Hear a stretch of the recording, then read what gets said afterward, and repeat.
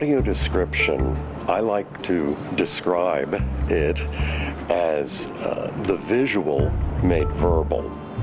We use words, language that is succinct, vivid, imaginative to convey the visual image that's not accessible.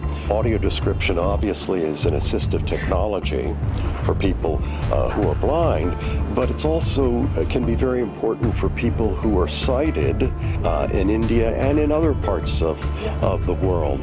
And I'm honored to be a part of Ability Foundation's program. They're doing amazing work, not just in Chennai, but with workshops around the country to spread the good word about accessibility. There really is no good reason why a person with a physical disability must also be culturally disadvantaged.